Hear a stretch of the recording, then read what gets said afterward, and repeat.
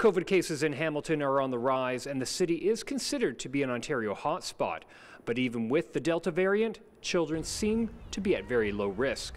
The experience of COVID for kids in our region and in Ontario and across Canada has been quite limited. To put that into perspective, for the month of August, McMaster Children's Hospital only saw 25 COVID cases in children and teens.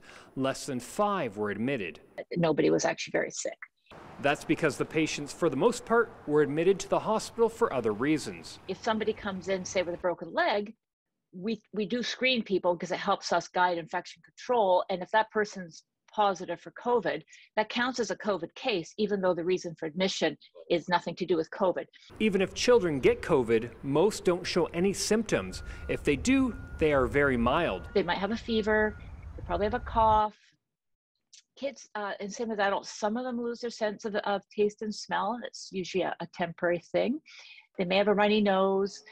And it's usually more than one of these together. While children are at low risk, they are still carriers. The age group, especially below 12 who can't be vaccinated yet, are going to become a reservoir of disease for the Delta variant and then pass it on. According to the Public Health Agency, across Canada during this pandemic, there have been over 287,000 positive cases in children and adolescents.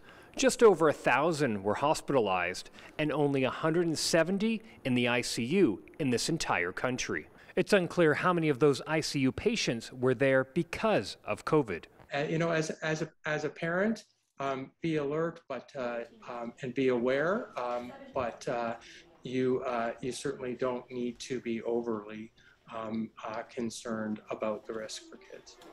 And the number of COVID cases in children will go up in the fall, but McMaster says it is very rare for a child or young adult to become seriously ill with the virus. It can happen, but it's just very rare. Back inside to you.